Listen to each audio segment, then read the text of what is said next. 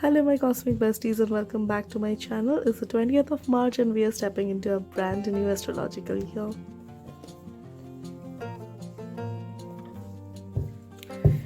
Aries is the first sign of the zodiac. It represents newness and springtime. It is also the infant of the zodiac. So it's no coincidence that the beginning of the Aries season coincides with the spring equinox in the northern hemisphere, give or take a day. It is also the sign of the pioneer, the one who starts new things, sees the changes in the society. The sun in the sign embodies the qualities of newness, of hope, and enthusiasm, of taking risks and brand new beginnings, of the end of a cycle and the start of the new.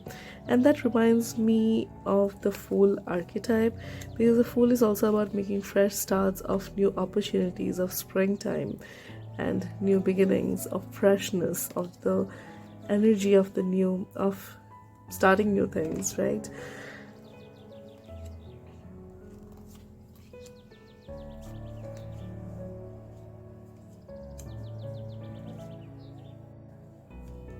But Aries is also the Emperor archetype, so the journey of an Aries individual is also often the journey of an individual from the Fool archetype to the Emperor archetype. And that is no small feat, because while the journey may appear small, while the journey might appear to be only of 5 cards, because the Fool is the 0 card and the Emperor is the 5th card. So while that journey might appear small, it is no small feat, because usually the individual will have to go through major life lessons and a lot of ups and downs before they can develop and evolve and become and embody the Emperor archetype.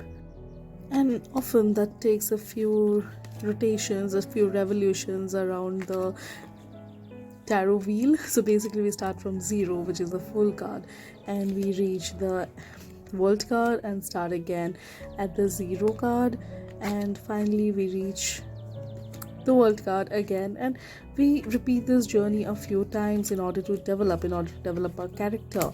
And as we go around the wheel, we start understanding the lessons which we need to learn. We learn lessons in the way, and we evolve, we grow, and then we start embodying the qualities of the Emperor. And that is typically the journey of an Aries individual in a lifetime. They will start very mature, but with time, with age, they grow, they advance, they develop. And sometimes this journey isn't even achieved in a lifetime, and that is usually because we don't even know another way of being. So often, like, the weaknesses of a sign or the shadow traits of a sign are highlighted, and they are used as a defense mechanism. And I don't normally use reversals, but I don't know how this deck has so many reversals shuffled in, but well, that's okay. So yeah, as I was saying, like, very often the weaknesses or the shadow traits or qualities of a sign are used as a badge or a defense mechanism, and they're used and they're also used as a shield. So it's usually like we hear sentences like, oh, I'm an Aries, so patience isn't something which I'm known for, or I'm an Aries, so of course I act first and think later. And it's because, like, this is ingrained in our society. We have been taught that, yeah, we all have our weaknesses and we need to embrace our weaknesses, which in itself is fine. We need to know what our weaknesses are, but then what's the point of it? Like, we also have to work on our weaknesses, otherwise, well, we don't fulfill that journey. We don't get from the 0 to the Emperor. And what if I told you that the shortcomings or the weaknesses of a sign are just the things or the qualities that we are here in this lifetime to work upon, and we are meant to transcend them in this lifetime?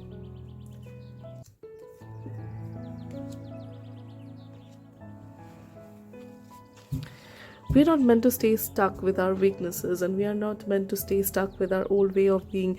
And that is why often we will find that life gives us very particular set of challenges, and sometimes they'll come down to just one of our shadow traits. Okay, so it's like if someone is hot-headed, the person will keep on getting into trouble for hot-headedness. Yeah, I'm just looking for the Emperor here. I don't know how I missed him the first time, but well, we did. So yeah, as I was saying, like if someone is, for example, if someone is hot-headed, it is often found that the person will keep on getting into trouble for his hot-headedness, and then everyone in his life will tell him that, okay, you are too hot-headed for your own good, you need to calm down. Anger management is also something which often is like taught to them, or like they are asked to learn how to know how to manage their anger and stuff. And you will often find that the people who are always in hurry or are often in hurry are usually the people who are always running late for everything or like they are people who don't have the patience for anything. They're also often the people who are often have to wait. Okay, like the impatient people, they attract situations and they find themselves in situations when they are just made to wait and wait and wait and wait for hours at a time. And it's because that is nature's way, that is life's way of telling us that we need to change our way of being. We need to learn how to be patient, because that is why life is giving us those lessons. But every so often we are like, oh, I am impatient and I don't know why I keep on attracting the situations. Like, honey, you're attracting those situations because you are impatient. And it's okay, like at my job I often run into like clients would be coming and they are like, oh, I want this done fast because, well, it's very urgent and I don't have time to wait. And usually, like, for something or the other, they are the people who will be made to wait. Like, it's not like we are making them wait consciously, but it's like there is always something or the other going wrong around them. Either we'll have a system crash, or like the server will break down, or they have forgotten something very important. Maybe they don't have their card along with them, or they have forgotten something very valuable or important which they need in order to get this thing done, and they left that at home. So again, they have to go back to their home and get that thing and come back. So in the process, in their rush, they have just made a mistake and they've just forgotten and left things behind, and now they have to go back and bring the thing. So again, there is that impatience, there is that lesson which is being taught to them. But obviously we don't notice because we are often not tuned into those things. And often if we're just alert, life will guide us to exactly what we need to face and what we need to do and which direction we need to move in and what we need to overcome. So what if instead of saying, oh, I'm an Aries, so obviously patience is something we are known for, we change our dialogue and we say, oh, I'm an Aries, patience isn't something I'm known for. That is true, but I'm also known for my determination, and now I'm going to use my determination to overcome my impatience. Does it make sense? So yeah, it's about using your strengths to overcome your weaknesses, because if you have weaknesses, then you also have strengths. Use your strengths to overcome your weaknesses, and we are meant to overcome our weaknesses. We're not meant to live forever with our weaknesses. And as I said, the good news is we often have strengths, and like there is no sign which is more resilient than an Aries. One of the best qualities which Aries embodies, and Aries people might not even know about that, and that is like one of the best qualities of Aries is that of optimism and hope and determination. And obviously, as I said, like one of the shadow qualities is the lack of patience and focus and anger, obviously. But anger is usually a byproduct of that impatience and that lack of focus, because obviously they're running into a situation where they're always getting late. So obviously they're getting frustrated and they're getting angry, like, oh, why does this always happen to me? Like, I want fast results, but then life is just making me wait, so I'm getting angry as a result of that. So that's why, because they're Aries and they have that optimism, and that is just something they're born with, and they might not even realize that that is one of their greatest strengths, that even after being knocked down for the 30th time or like the 50th time in their life, the Aries would still get up and they would have the courage to get back up and try again. And they'll hope that, and they'll hold the hope that maybe this time is the charm. So life itself tries to teach you, life is showing you that yes, you're impatient, yes, you're not learning this thing, but you also have this quality, so use this quality to overcome this weakness. So yeah, learn from your mistakes, learn the lessons and make necessary adjustments, because you don't want to remain stuck in the Fool stage forever. We want to learn from our mistakes and evolve and move from the Fool archetype to the Emperor archetype. And the Emperor is not rash, okay? He is not impatient, he is not hot-headed. The Emperor is kind, he is patient, he is cool, he has his calm, and he has his anger in check, okay? Like, he is impatient, and he cares for his people, and he can guide like the father, but he can also rule like the ruler. And he can be firm when required, but he can also be soft when required. He doesn't rush into wars, but neither will he back down from wars, okay? He will use his strategy and he will listen to his advisors. He doesn't oppress, he just leads. So even though the journey from the Fool to the Emperor might seem small, it obviously isn't so. And in reality, the Aries has to go through cycles and lessons and repeat the journey through the major arcana at least a few times, and hopefully they do it in one lifetime. And they have to repeat the journey a few times in this lifetime before they can be mature enough, or before they can mature enough to embody the Emperor in the truest sense. Because if they don't, then they just become a dictator and they just are angry and yelling at everyone, and that is not the energy which we want. But as I said, like, this journey from the Fool to embodying the Emperor in the best of their qualities, in the truest sense, that is the adventure of an Aries. And this Aries season, we are moving into an era like never before. A lot of shifts are happening in the astral realms. Saturn just moved into Pisces on the 7th of March and will be staying there in that sign till up 2026. And obviously I'll be making a detailed video on that. Okay, and we have a new moon coming up tomorrow, that is on the 21st of March, and Pluto is moving out of Capricorn and moving into Aquarius for the first time on the 23rd of March. And all this movement is nothing but a sign that things are changing. And as if that wasn't enough, we also have a second new moon happening in Aries and a solar eclipse on the 20th of April. Like, talk about the intensity of this new season. So as Sun moves into Aries, it will be it is telling us that it's about time we start making those shifts and start making those changes in our life. And it will join, after the Sun moves into Aries, it will be joining Jupiter and Chiron, which are already present in it. And that is further emphasizing this newness, the fresh new beginnings and healing, because Chiron is also there. Healing is another theme of this particular spring season, and it makes sense, because how can we move forward and embody the Emperor archetype completely in the truest sense unless we tend to and heal the parts of ourselves which need healing? And I believe that's why the universe has gifted us with 2 new moons this time. So yeah, I'll be making another video on the new moons in the sign of Aries, which is happening tomorrow. And again, as I said, on the 20th, we have 2 new moons happening this time, this season, this Aries season. One which is happening tomorrow, and the other which is happening on the 20th of April.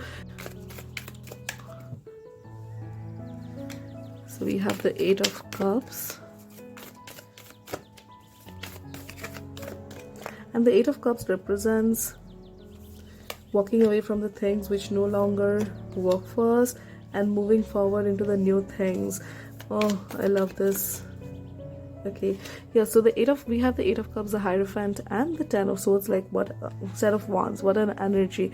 So the Eight of Cups emphasizes on walking away from the things which no longer work for us, which is what I was talking about, like walking away from the things which don't work for us. Instead of saying like, yeah, these things are never going to work for us, we just walk away from them towards a new horizon, towards a new sunshine, with the hope that yes, things will get better, because things will. And when we do that, obviously great things come into our life, and we reach the end of a very hard journey. We have finally reached the end of a very hard journey, but obviously in order to reach this place, in order to get off this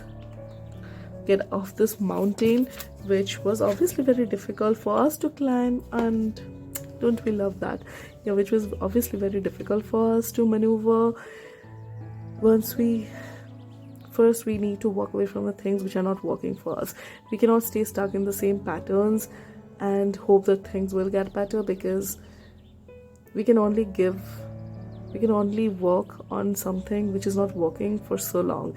We can only try to make the things which are not working work for us and settle for so long. Sooner or later we have to move away.